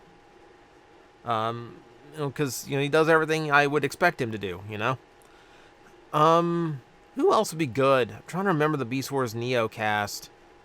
Like, a new long rack would be neat. I actually had the chance to buy a long rack when I was in California. Anime Jungle had one, but it was like $130 for an in-box long rack. I can get a loose one for half of that on eBay if I really, really wanted it. Truth be told, there was a Time Force toy behind the counter. That little, launcher robot they had in the future that sent the vehicles into the past. Can never remember the name of it. But I've always been fascinated by that one. They had that one for the same price. They had that one behind the counter. I'm like, if I was willing to spend $130 on one toy right now, I'd rather go buy that. So, don't... By the way, if you live in the Los Angeles area and you go to Little Tokyo, don't buy that toy. Don't buy that toy. I'm counting on it being there the next time I'm in town when I have more room in my luggage to take it home. Okay, you mentioned Stampy. Stampy would be a fun one, too. Let's see. While there have been several hints through the franchise that there have been hints throughout the franchise, there has not been really any concrete indication of how Energon actually tastes. That being said, how do you think Energon tastes? It's hard to say because it's liquefied energy. Which, don't say Red Bull. No, Energon would taste way better than that. If the G1 series is to be believed, it's potentially alcoholic. So, consume Energon in moderation. So it might have an alcohol bite to it. I don't know. It depends on your Energon. Because in G1, it looks like Kool-Aid. It looks like grape Kool-Aid. And then in Energon, it looks like rock candy. So I'm not entirely sure. It really depends on which version of the Energon you have. I want to believe it tastes like Ecto Cooler. For the 90s kids that remember Ecto Cooler. Oh, I can hope and dream. Do you think Bayverse characters in the Legacy line are possible? I mean, yeah, if you remodel them to be more in the G1 aesthetic, and there's a lot of characters I would love to see that done with. Barricade, Bone Crusher. Yeah, it's absolutely possible. If they can do, they've done robot here, they've done rescue bots. They've done, they've done animated in universe, in, Generations aesthetic. Absolutely possible.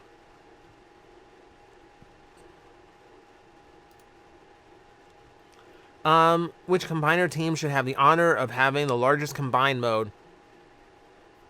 I always feel like that should go to Predaking. I mean, that does keep in line with the original having like full-size toys for all 5 parts of Predaking rather than having those tiny toys that all the Scramble City bots had. But also just for the menace. Predaking is supposed to be the most menacing combiner. So, yeah, I would absolutely go with him. Dog just heard something outside. Did you hear or read about James Roberts' fan fiction Eugenesis? I've heard about it, yes. I've never actually read it myself. Don't really plan to, if I'm being honest. Don't really have the time to read anymore. What are your favorite and least favorite Power Ranger series from the 4 eras? Saban, Disney, Neo Saban, Hasbro. Keep in mind, I fell off of Power Rangers out after Dino Thunder because I got really annoyed at how, like, Tommy's back, but not really. So, as far as, like, my favorites go, you're talking about the standards, like, In Space. I really liked In Space. RPM, I thought was fantastic. I came back for RPM because I heard it was really good. I don't like what they did to Operation Overdrive because that's my favorite Sentai, and they massacred my boy. But I didn't really like follow that one closely. I watched enough to go ugh and left. And then what was the other one? Honestly, like back in the day, I really didn't like Lightspeed Rescue. I just felt like after In Space, it was so like after Lost Galaxy, it was so dull compared to the other series. It was like, we're flying around space. We've got magic space animals for Zords, and like we've got these really epic stories with like the Magna Defender, and then we go back, to Lightspeed Rescue. And it was like, I'm in a fire truck. I'm a fireman. Have you seen the 3 big anime space westerns of 1998? Outlaw Star, Trigun, and Cowboy Bebop. Yes, I have. I watched Toonami back during its original airing, back when they had Midnight Sun and like the Midnight Run is the one I was going for. Yeah, during like when Cowboy Bebop first ran on, when Adult Swim became a thing. They reran that series so often you couldn't not see the whole thing multiple times. But yes, I've seen all 3. Outlaw Star is by far my favorite. I love the magic. I love the mechanical magic that they got with the caster guns. I love the mix of like space and sorcery. I think that universe has a lot of story potential that never got followed up on, and it hurts me. I found it weird how prominent Skull Cruncher Smasher got in recent years. What are your thoughts on it and other cases like it? I mean, I had Skull Cruncher as a kid. That was my one headmaster as a kid. I love seeing how much love Skull Cruncher's been getting. I feel like it's just pet favorites that keep coming back, and then Hasbro going, yeah, that worked, do it again. Or, just like, when one person brings a character back, like, it just becomes like a recurrence in fiction to get them, recurringly. We saw that with Skull Cruncher appearing in Cyberverse and then subsequently appearing in Earthspark. We got used in 1, so he's familiar now, so now we get to use him again. And I love when that happens, because it's breaking through the idea of, like, we need to stick to the 84 cast of Transformers. When we can break through that and give other legacy characters a chance who never really had one in the past, we can get some great things out of it. That's how we got IDW, Tailgate, and Swerve. I love when they do that. Is it bad if I'm being more critical over figure updates of my favorite characters more than most? It's understandable. When they don't do a Blitzwing the right way, it does frustrate me as well. But you do have to view it as, you do have to consider the fact that you are biased toward the character. So what you are seeing in like Armada Starscream, as far as bare bones paint, the paint apps are on there. When you look at that, you go like, that happens to every Transformer, but now it happened to my Transformer, so now I care more. And that's completely understandable. You want them to do your guy as correct as possible, but you do have to admit you're seeing the exact same flaws all modern toys have in that Starscream. So if you can, I feel like if you can accept it in one, you accept it better. I am very much enjoy it for what it is. Don't hate on it for what it isn't. Which is weird coming from the Plastic Addict guy, but that's comedic exaggeration versus my real opinion. Yeah, that toy does have some paint apps I would like it to have, but I do still think it looks really good. I think it plays really good, which is far more important to me. I just feel like, I feel like throwing in a dinky little Star Saber was a mistake on that toy. I know, you might be a little bit too harsh, but it's an understandable harsh. Let's put it that way. With the new show being called Cyberworld, do you think there's a possibility of the Transformers being digital beings? Or having, potentially, yeah, having some sort of digital or cyberspace aspect to it wouldn't surprise me. And considering Transformers is, about, mechanical life forms with digital minds, that kind of surprises me we haven't gone in that direction before. So yeah, we could potentially have that. Let's see. Do you think that a more Decepticon-focused TV show involving a group of rogue Decepticons along the lines of G1 Blitzwing could be interesting and viable? Viable, no, because you're not going to get kids to respond to a show about bad guys, even if they're rogue bad guys. You're going to need Optimus and Bumblebee and all that in there to draw in kids. I do think it would be interesting, though. We had that in IDW 1.0. They were called the Scavengers, and they were a blast. They had some incredibly fun stories. And yeah, like a series that would be based around that kind of idea, I could go for that. I would be absolutely down for that. As far as viable, though, probably not. Have any of your paleontologist friends talked to you about prehistoric turtles? By paleontology friends, you mean Red Claw. And no, we have not had a turtle conversation. I'm coughing because it's getting very dry in here. During Combiner Wars, we got new members of Defensor, Spear, and Metasaur. If given the opportunity, since Computron is your favorite, what vehicle mode would you give to a new member? We're adding characters to Combiners this time. This is the second time we've done this. It's hard to say because the Technobots span such a wide variety. We have a tank, a jet, a motorcycle, a super jet, and we have a car. So where in that lineup do you add something that we don't necessarily have that would still work for like the futuristic undertones of the set? So like, okay, you mentioned Undertow, which, a boat wouldn't be a bad option outside of, he can't operate where everybody else can operate. I'm trying to think of who would be really, really good here. I'm trying to think of who would really, really be good here. I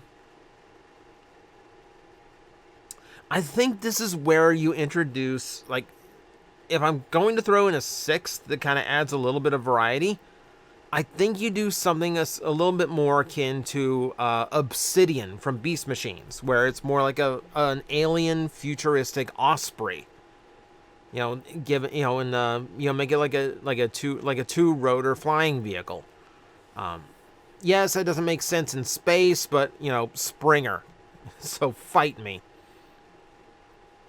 But no, like I think giving it like, especially the way that Obsidian looked in Beast Machines, like if it had that kind of take and aesthetic to it, I think that would work in well with the Technobots. Let's see. So weird to me every time I see Tommaso Ciampa pop up in these in these Q&As. What's a toy line you'll forever die on a hill, claiming it was always bad despite seeing others praise it? I would agree with you on Revenge of the Fallen. I've spoken this many times. I feel like Revenge of the Fallen is way, way over-engineered to the point where the toys are not fun. They're just overly complex, overly fiddly, way too reliant on tabs and panels. I do not like the Revenge of the Fallen line in the least. I'm trying to think of, like, is there any toy line that was like, yeah, this sucks, even though everyone was, like, really, really big on it. It's generally the other way around, if I'm being honest. I'm generally more optimistic. Like, my answer wholeheartedly would be the Revenge of the Fallen line. But then you take a look at, like, Dark of the Moon afterwards. And I know people who are adamantly against that line were like, I thought it was really good. I thought it was an improvement. I thought the toys were way more fun to transform. I thought they still looked accurate enough to the movies. I liked the idea of removing the gimmick from the figure so the toy could just be a good toy. And, you know, the gimmick is like an accessory. I liked all of that. I thought that was a way superior toy line. So I tend to be more the optimist. I don't tend to go like, no, your toy line sucks. You know, I tend to look at the bright side. I tend to be like, yeah,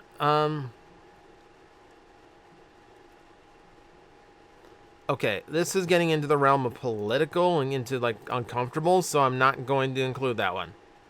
Okay, respect the vibe. That's one thing I need to add to the rules, is, like, respect the vibe. Don't ask anything that's, like, politically or racially charged. I will delete it, even if you pattern it as, if you pattern it, you know, in terms of all fictional characters and pop culture. I'm still not comfortable approaching that. That's not what we go for on this channel. That's not the direction I want to be in. So try to respect that with the questions. Please just keep it mellow. Keep it mellow. Don't do anything that's going to end up confrontational. Even if you have a good point, even if you are correct, don't do it. Would you say that IDW 1.0, Prowl, and Getaway are outright villainous, or are they more anti-heroic? I would definitely point both of them to anti-hero. Because Getaway is just, you know, he did what he did because of Megatron. And, you know, like admittedly, not a good guy afterwards either. But it does tell the story that, like, there's a lot that no matter what Megatron does, he will never be forgiven. And that's part of Megatron's story. The whole point of IDW Megatron as an Autobot is he's done too many horrific things to ever make up for. He will never not be that villain. But that doesn't mean he shouldn't try to be better. As far as IDW 1.0 Prowl goes, yeah, like he is anti-hero in that, yeah, he is doing what he considers, you know, the greater good. He's doing what he thinks is right. But he's willing to go to lengths that are very morally ambiguous and gray. So it's a far more serious Prowl than we normally get. Can we recommend adding more to the list of things we don't need people to keep asking, like the twins? Potentially, it really depends on how tired I am of answering those questions. I understand there's people who are asking questions for the first time, haven't watched every single one of the Q&As. I understand things get repetitive.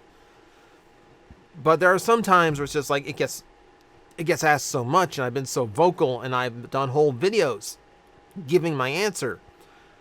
The answers are out there, and I'm just tired of seeing it every time. If G1, Starscream, Thundercracker, Skywarp, Thrust, Dirge, and Ramjet all fought, who do you think wins? We can cut the Coneheads out right away because all of them are kind of depicted pretty dumb. Honestly, there is a reason why Starscream is second in command of the Decepticons. He is a very skilled fighter, so none of the others, even with Skywarp's teleportation, none of them are really going to stand a chance against Starscream. That's just the plain and simple matter of it. Unless all five would have to team up and take out Starscream first. I don't think anyone on that list is smart enough to do that. You know, like, I think chaos breaks down as soon as Ramjet decides who to ram into first. What franchise would you like to see get a collaboration with Transformers? This is another one I do get asked a lot. We've done a lot at this point, you know, and it's mostly my favorites. It's Mega Man, it's Metroid, because I'd love a Samus gunship Transformer. We're getting, you know, Kamen Rider would be cool, but that's highly unlikely with Bandai in Japan. We're getting Monster Hunter, which is one I never thought we would get, and I'm thrilled that we're getting it. But yeah, my usual go-tos are like Mega Man, Metroid, You know, like even Mario, but like that requires Nintendo to play ball, and they are very difficult to play ball with. With better leadership, could Hasbro have made their purchase of Power Rangers successful, or was it doomed from the start? Absolutely, they could have made it work, because it's one of the best toy. You know, it's the reason it's one of the biggest toy companies in the world. It's like they have a mind for this. The problem was the problem was that the franchise was bought without approval, without warning the design or marketing teams. They just said, "Hey, here's a brand new franchise. Start making it." Which is not what you do. Is absolutely not what you do. So, yeah. It's not even a better leadership thing. It's just like a better approach, you know? Just a more professional approach to it. Would have made it a lot better. They absolutely could have made great things out of it. They just got off on a really bad foot. It was a franchise nobody wanted at the time. You know, and I think the failure in Lightning Collection kind of proved why. Based on news that Star Convoy is going to be a Titan-class figure, do you think you see triple changes like Broadside be viable in size class, allow for better vehicle modes? So, Broadside is one I really should have mentioned in my video about, like, this changes everything about Titan classes. Yeah, if we can get a $150 Broadside that is gigantic like he is in the cartoon and still triple changes into two really good-looking vehicle modes, yeah, I would accept him as a Titan in that regard. $200 Tidal Wave size Titan. Someone suggested making him a retool of Tidal Wave. No! Absolutely not. Not only would that be a horrible representation of Broadside, he shouldn't be that big or expensive. No, you absolutely have to make him a smaller Titan, if small Titans are going to be a thing now. Yeah, if the smaller Titan class means they're also going to shrink the price point, yes, add Broadside. What if there was a new cartoon that spliced the aligned continuity with Unicron Trilogy in terms of world building? I mean, if we got, like, aligned continuity stuff with, like, an entire universe to explore, that would actually be pretty cool. Like, if you split the difference that way, yeah, I could actually see that working pretty well. In general, I like when they expand the universe of Transformers. So there's different planets, there's different races of Transformers. It's not just Autobot and Decepticon everywhere.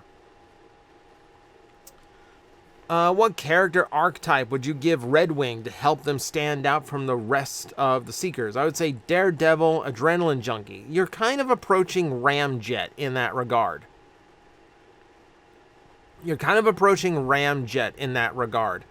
I would make them a Daredevil in like a show-off kind of way. I would make him just the really flashy one, the one that, you know, this is why he's bright red. He wants to be seen. He wants the adulation and the attention for how good he is at what he does. That's probably the more the realm that I would go in. Just, you know, make him so, like, Starscream's egotistical, but he's not show-off egotistical. That's what I would do with Red Wing. What Smash Brother characters would Optimus and Megatron main?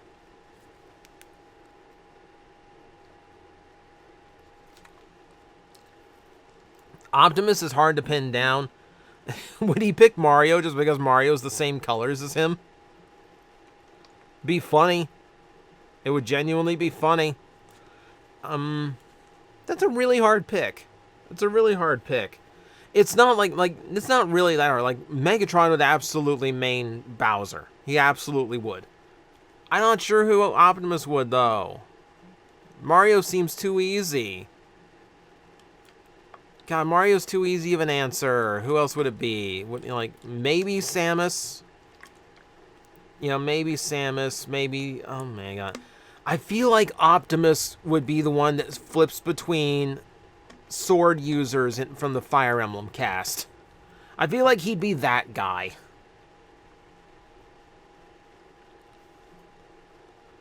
Let's see. As someone who's turning 40 this month, I find myself avoiding more complicated Transformers, not because they aren't fun, but because I have had a hard time remembering the transformation. Do you have this issue as well? One, age has nothing to do with it. Don't make this an age thing, by the way. I know people in their 20s who were sick of complicated transformations, or have... Just because they're hard to remember, especially at the masterpiece movie level. I don't fault anyone for that. I mean, I I like a more simplistic transformation just because I don't want to sit there for half an hour transforming a toy. You know, like sometimes if it's intuitive, then a complex transformation can work. If it's complex for the sake of being complex, then it gets dissatisfying. We talked about the Revenge of the Fallen toy line. That's 2009. I hated that toy line in 2009 because of that. Okay, so it ain't an age thing. Don't make it an age thing. You are free to prefer simple at any age. You are free to prefer complicated at any age. It's just a preference thing, Your preferences are allowed to change. That's all. If there was a Transformer dating sim, who would you choose to be the main options, and what type of role would they play? Funny concept, but that is again going into you're asking me to design an entire roster for a game, so I am going to skip that one. I apologize. Because I've been talking for a long time now. I am almost out of water. I'm not gonna sit here and try to figure out an entire game roster. I feel like the heart of it is going to be RC, Hot Rod, Springer, and whoever else was vying for RC at one point. You'd probably be playing as RC, and it'd be all of her suitors over the last 40 years. With the upcoming Deluxe Geo and Optimus Prime, do you think we'll get more Missing Link and Home figures in the future? I can't remember if this is YouTube doubling up a question or if we've already answered this. Point being, I don't think we are. I think it's a 40th anniversary special thing. If Hasbro decides to continue the Bayverse story in different medium, which medium would you want them to use? I'd prefer a comic book series, because you could still get away with the kind of things that happen in the movies in a comic book. I don't think a TV series would work, because the designs would be too complicated for any form of animation. Novels, I think, would be too dull. Transformer novels have never really done well. I think comic book is your best bet. Do you think we could ever see a remaster of Unicron trilogy? Take the visuals from the Japanese versions, where we know they had finished animation without certain errors the US had, and the audio of the American versions. Potentially, yeah. Potentially we could, if it hits that level of nostalgia where there's some demand for it. And I don't put anything past Hasbro these days. For a repainted Polar Claw, couldn't they just do Chain Claw? Possibly. He'd be a yellow bear, but yeah, you could technically do that. I mean, Polar Claw has repaint options. There's just not too many of them. What other character do you think could work as a Kid Appeal character other than Bumblebee? You could get away with Wheelie if the rhyming was an occasional gimmick and not the way he always talked. There is room for Wheelie to have done that. You could do Hot Rod as well as just that cool guy character, that cool guy character, kind of in the way that modern Bumblebee is. I'm trying to think if there's an out there one you could pick from. It was like a weird choice for a cool kid character. In a weird realm, I could even see Blur. Just depending on how he's written. Would you be open to a ZZ Top collaborative Transformer? No. I'm not big on ZZ Top. I don't think that would make a really good toy because you got it's a figure with a super long beard. Though, if that collaborative Transformer does copy the engineering from someone else, that would actually that'd be in character. How would you feel about Hasbro using Tarn as leader of the Mayhem Attack Squad in a future show, since the rest of DJD aren't kid-friendly enough to be used?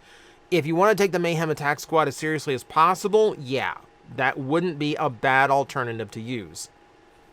There is part of me that thinks, if you're going to do Tarn as the leader of a Mayhem Attack Squad, then just redo the DJD to be the Mayhem Attack Squad. Don't necessarily need the rotating cast of characters that the Mayhem had. See, 10 years from now, what 3 Bots figures do you want to get the legacy treatment? Oh my god, I can't remember bot names. I think the cast from the cartoon would absolutely have to be in there somewhere. You know, Burgertron would definitely have to have one at some point. I think those are the only ones that would be viable. It'd be the main cast of the cartoon. I think those would be the only ones that would be viable. Because, like, my personal opinion would be, like, Legacy Poop. Whatever the poop one was. There's some funny Legacy bots out there. Just none that I can remember offhand. I can't remember bots very well. You know, there's just too many of them. They're a little bit too goofy to stand out to me, ironically enough. They just kind of mesh together. In your opinion, what Ranger team has the best character dynamics between the Rangers? You can include one for a Sentai team if you want. Yeah, trying to think of it, like, the entirety of, like, a Power Ranger cast gets tricky. In general, like, I feel like the goal of any Power Ranger team is to balance its character dynamics really, really well. You know, like, I think RPM did a really good job. You know, I think Gokaiger did a really good job. But generally, that's what all Sentai and Power Ranger teams try to do. They try to present a character, you know, where someone in the cast is going to be relatable to just about any kid watching. So it's always going to be this even mix of balanced characters. You know, I don't think there is one who did it particularly better than the other. I think it's just a personal preference situation. What type of Robot Master would you like to see in a future Mega Man game? Oh my god. I've had so many concepts in my head for years of, like, different ones they haven't used. Two that come to mind, Shockman, which would be like turbine and like Faraday cage kind of based, and Gearman. I would love the idea of just like a gear work robot master in the mix. Just the two ideas off the top of my head, but like my brain's been coming up with like robot masters and Mavericks forever. Transformer Doctor Who crossovers. TARDIS, Dalek, or Cyberman. You gotta do the TARDIS. You absolutely have to do the TARDIS. And frankly, you could probably reuse the engineering to do a Dalek as well. If we're being real here. What's your Transformers dream toy? That's hard to say. Like, it'd be easy to say, like, a modern Galaxy Force Grand Convoy. Like Optimus Prime. Like Cybertron Optimus Prime. That's easy. That's hard. I think the dream right now, since this is very animated centric in this one, is the Marauder Megatron. I would it's such a clean, beautiful looking figure just from the prototype. It's such a good looking robot mode. I would love for them to go back and do that toy. I would love for that toy to actually exist. What would a Shattered Glass Nemesis Prime look like? What would his color scheme be? What would his personality be? Interesting. So, I feel like if you're going to do a Shattered Glass Nemesis, then it should be it should be like an almost like idealistic take on Optimus Prime. Like, it would probably be like white and gold as the color scheme. You know, like very heroic and chivalrous, like chivalry kind of design. Like maybe little traces of red or bright blue. Just kind of play with the design a little bit. And he would be very Paladin-esque. He'd be very Paladin-esque. So, like, very White Knight. Very much like justice overall. Like, in a way that Optimus Prime isn't. Optimus Prime is more controlled. He is more stoic in his belief in justice. This is the one who's, like, raise the banner and charge at evil. Like, no justice undone, should go unpunished type design. It's an interesting idea, though. Shattered Glass of, like, dark counterparts is something I have not considered before. What franchise do you want to see in a collaborative that just never will get a figure in the line? Personally, I'd love to see Mad Max and Twisted Metal. Mad Max, I'd actually say, is probably doable at some point. But Mega Man, yes, because there's no vehicles really to use aside from like Dr. Wily's spaceship. Be a great be a hilarious retool of Cosmos. I'll say that. Trying to think. Like I don't like He-Man would be great because there are beasts and vehicles in that they could use, but I don't see them ever getting. I don't see Hasbro and Mattel getting along long enough to let them use like one of their core properties. Trying to think else. Pokemon. I don't think you'll ever get a Pokemon, even though that's kind of a layup as far as, collaborations go. Let's see, how would you feel about a Transformers show set entirely on Cybertron outer space, leaving Earth out of the equation until later in the show? Again, go-to answer, it really depends on how you use it in the story. Because you can make that happen. There have been shows that are mostly on Cybertron. Worked in season 3 of the G1 for most part. It worked in the later parts of Cyberverse. Yeah, you could do it, but you have to make us care about the planet Cybertron. That's the trick. Thoughts on a collaborative of Kermit the Frog that turns into the Electric Mayhem tour bus? That might be a very difficult engineering prospect. Funny idea, though. Which Beast Wars character will Hasbro make a new figure of next? I feel like there is an injustice being done to Quick Strike right now. How like all the season 1 cast has been covered. The only season 2 character has been Silverbolt. And now we're just like, where is Quick Strike? If Silverbolt's in a modern toy line, you need a Quick Strike. You need his counterpoint. So that would be my bet on who the next one is.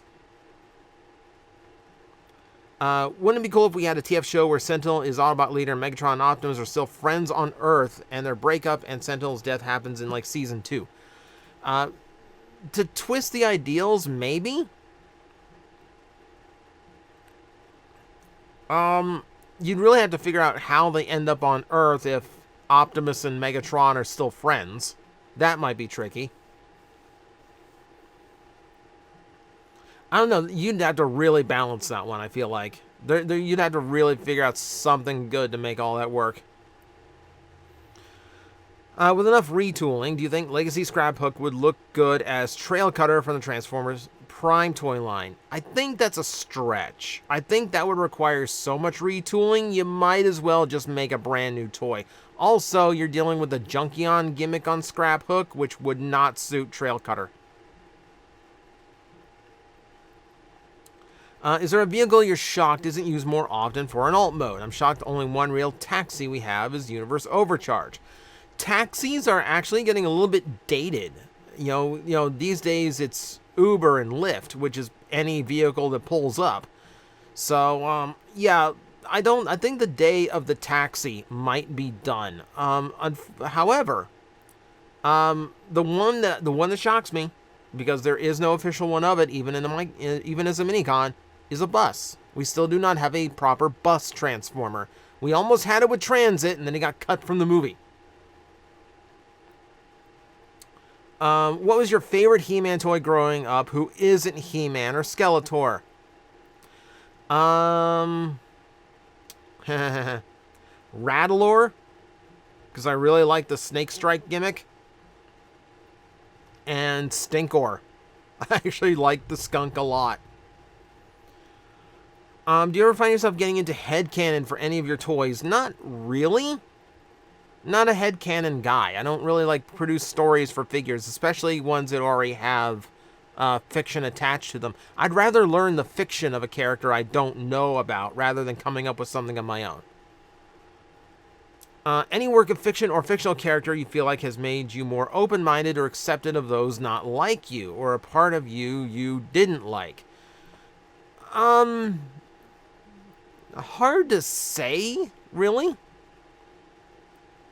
Like, there was never any, like... there was never any part of me that was, like... like, never, there's no moment in my life where I, like, took in a piece of media and went, oh, I've been looking at this the wrong way. I feel like the way that I am, like, open-minded and accepting is, like, a very, like, growing process, you know? Like, like, I can remember being younger and being more uncomfortable with, like, gay people, admittedly, but we mature and we grow out of that, you know? Now these days, like, I've got gay friends, lesbian friends, trans friends, non-binary friends, and they are wonderful people. They're wonderful people. It wasn't that I wasn't prejudiced before, it was just, like, discomfort because it wasn't familiar to me. So, I think just seeing that more often in fiction, I think that does kind of help with that, and, just kind of gets you used to, like, okay, yeah, there's nothing wrong with this. That kind of goes, and it's hard for me to find, like, examples of that kind of, like, life or perspective changing or anything like that. I feel like it's just, yeah, I just constantly kind of grew. And, like, these days, unless you're a jerk, I don't really have any problem with anybody. Yeah, but I can't, like, put down, like, one piece of media that made me go, okay, my mind is different now. So I didn't have that, like, eureka moment, unfortunately. What are your thoughts if they reuse the Dinobots with slight remolding to the Dino forms of rescue bots? We've done rescue bots, so that I would not put that past them at this point. So long as they could actually make them represent what they looked like in that show. So, I mean, for like T-Rex Optimus Prime, Grimlock doesn't come close to looking the way that Optimus Prime does. Not even close. That one would be tricky. So it would depend. It would depend. I wouldn't want them crammed in there. Like, if it's gonna look too unfamiliar once they're in robot mode, I'd rather them have just been new molds. What would you say about a Transformers and D&D crossover, Rhinox as Owlbear and Cheetor as Displacer Beast and so on?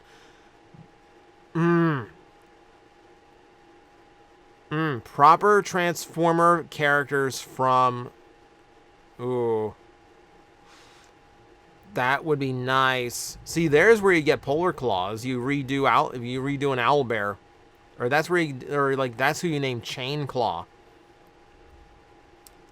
Yeah, that would be cool. Like I in general just would love to see some more, like, because they did the D20 that transform into, like, a few D&D monsters. That was kind of half-baked, I would much, much rather have, like, a full-on transforming Owlbear or, a Beholder rather than, something a little bit more gimmicky than that. Have you watched Kamen Rider Black Sun? Unfortunately, no. I have not gotten around to it. I sat and tried to watch a little bit of it, but honestly, it feels like it's just gonna be too serious of a show for me to, like, really get into. That's the tone I got from, like, the first 10 minutes or so. It's just, this is gonna be hard for me to enjoy. This is not my flavor of Kamen Rider. So maybe I'll sit down and give it a better shot at some other point. Stop selecting things. Do you think that Animorphs toys could work with modern engineering and remold to make new toy characters from Beast Wars and new? No.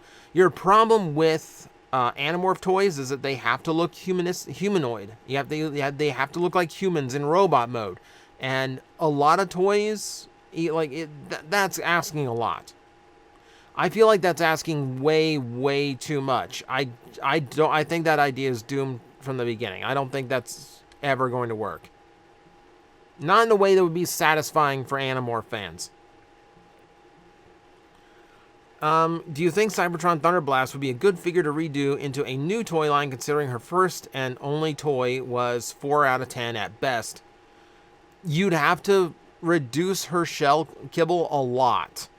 Like, you would have to, like, incorporate that into other parts of her. You'd have to be willing to do, like, the modern RC thing of bulking up her arms and legs and body so she's not so scrawny, so that she could function more like a normal Transformer.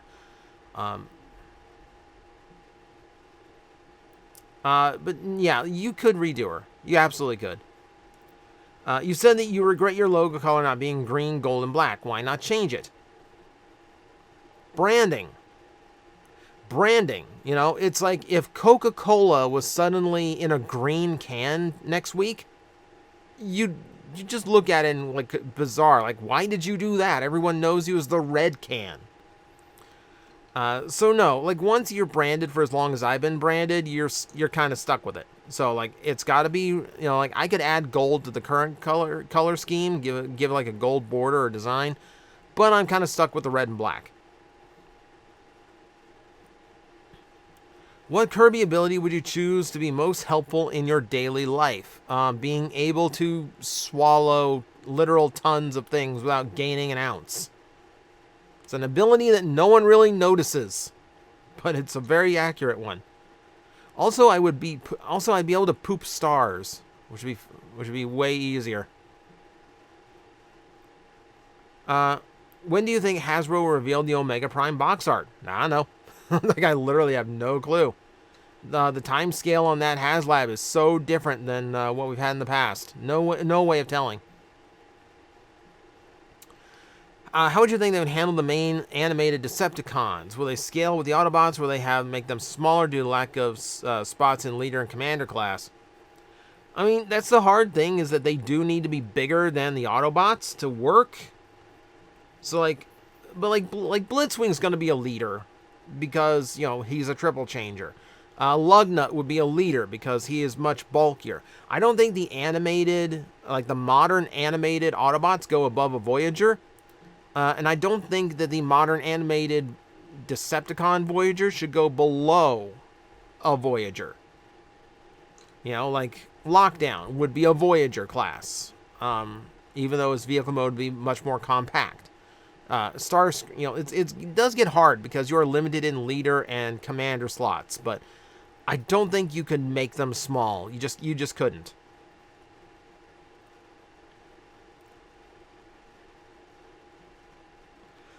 Your sign-off is, I will see you next time. Is there a way to tell YouTube not to let you access my webcam? That is up to you and your webcam. I have no idea why your webcam turns on when I use that line, but that is entirely up to you and your choice of webcam. I apologize for that. Nothing I can do about it. Because I'm going to keep using the same sign-off. I'm sorry. Which Autobot would you convert into a Dinobot for like the normal ones? With one would be a good fit. Who would be a good fit? You'd have to pick an S name. Probably Brawn. Because he could be like one of those smaller dinosaurs. He could be something that's more akin to that. But Brawn was like the way Dinobots were pre-Dinobot. He's just this tough guy with a lot of brute strength to him. I think Brawn would work if you upscale him into a Dinobot. I have no idea what dinosaur he'd be, but I think he'd fit. And yeah, we'd have to come up with an S name for him. Which was a better gimmick, Target Masters or Cyber Key? Absolutely Cyber Key. I think they're more fun to collect, and honestly, Target Masters felt so disconnected from the G1 toy because they just turned into normal guns, and the guns didn't unlock anything, they didn't fire any missiles, they didn't do anything special. They were just little robots who flipped over and turned into a gun, and not a very convincing looking gun at that. So it's a little bit dull, a little more dull than a Cyber Key, where like everyone has their own gimmick, everyone has their own flip out thing, and the keys themselves are fun little collectibles. Even with the Siege Galaxy Prime, do you think we'll ever see a better remake of the figure? Do you think we'll ever see a remake of that where it's accurate to the show model, since the Siege version was extra armor?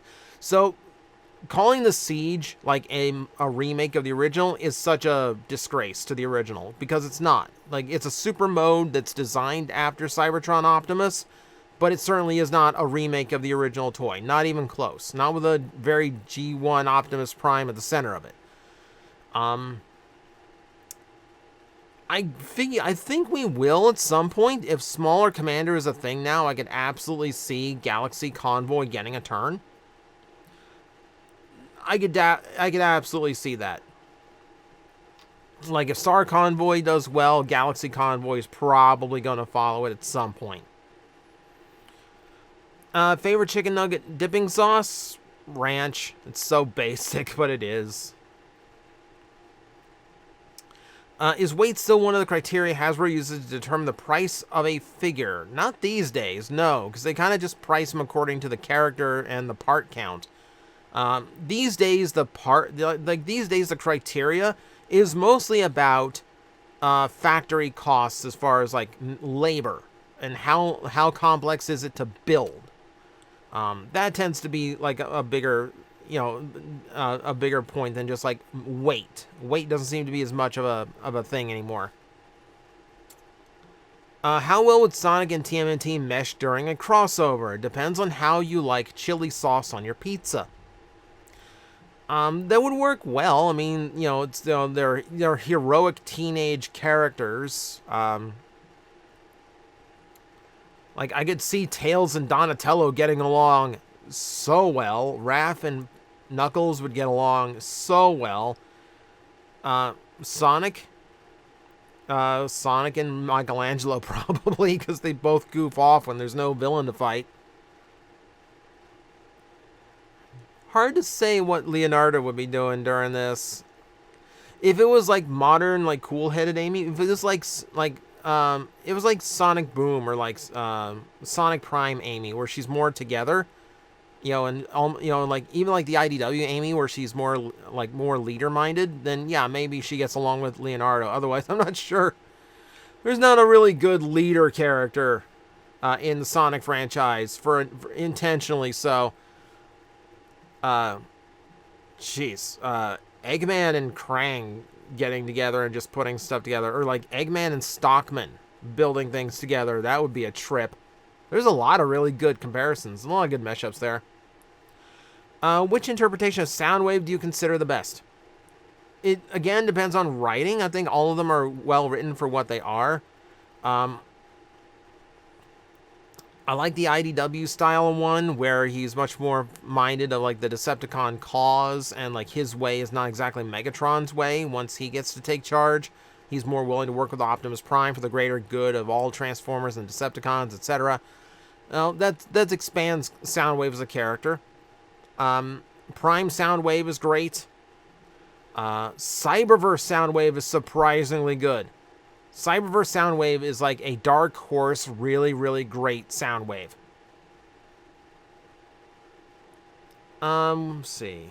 What other franchises would have a really good Shattered Glass alt universe? I think that's a general sci-fi concept these days, to where just about any would be good. It all depends on how it's written.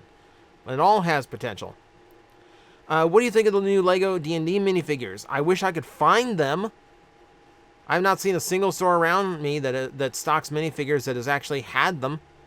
Because there's some crazy ones in that assortment that I would probably like to have, please. Question, did you see the little green gnome run across the screen?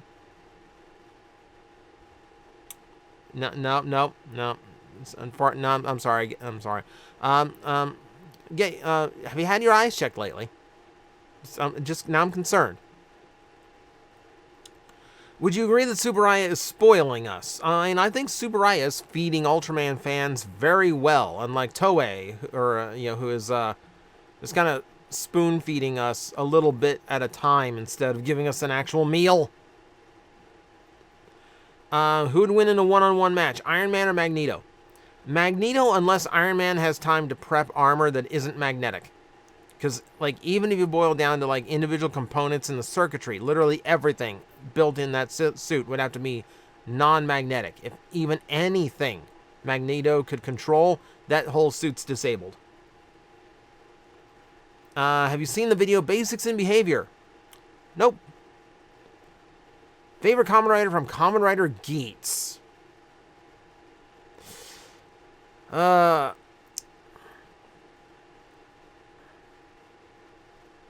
I don't know, like, Geats himself is, like, Ace is actually really cool. Like, I actually really like Ace as a character. I like Neon, too, though. I like both of them. Yeah, I need to sit down and finish Geats, to be real with you. It's the start of spooky season, so if Transformers was to get a Deceased or Marvel Zombie storyline where the TFs are getting infected, who do you think would be on a survivor team, and who would be among the infected? This is asking me to write an entire fiction. No. I will give you the fact that Trailbreaker would probably survive because he can create the force fields to keep everything at bay from him. And yeah, I'm not sure who would actually be zombified in that one. Flight. Here's the thing. Flight is the key. Like, any flying Transformer is going to be fine. So, your Swoop, your Cosmos, your Seekers. You know, Ground Base is your villain, is your enemy there.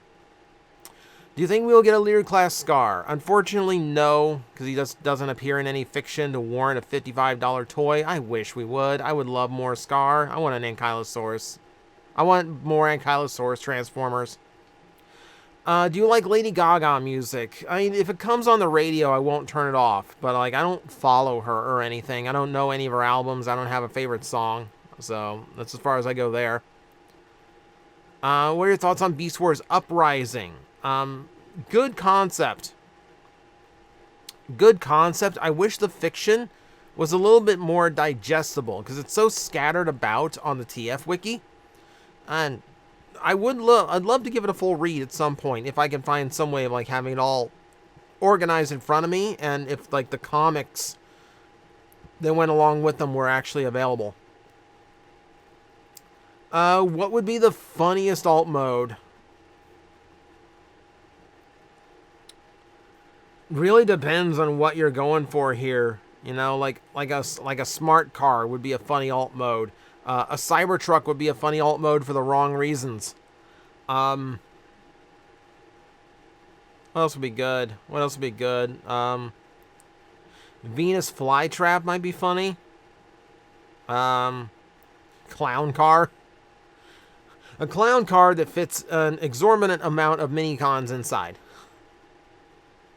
The Oscar Mayer Wienermobile. Let's take that seriously as a warrior. It's a very perspective-based thing. As to what would be the funniest alt mode. But that's the last question, so that's actually a really good one to leave off on. If the comments want to mention what their funniest alt modes would be. So, I know these are very long. If you made it all the way through, thank you very much. I do appreciate everyone who pays attention to these big, long videos. And, of course, once again, quick reminder, if you want to leave a question for the next Q&A, please leave it in the comments below. Make sure it's marked as a comment if you're just making a comment, so we don't waste time reading it. And then please follow the rules you see on screen. There will be a reminder of them at the top of the comment section. But that is going to be it for me this time. So I'm going to go get very cold water now. Thank you everyone for watching. I will see you next time. Webcam, don't turn on. It's just a sign off.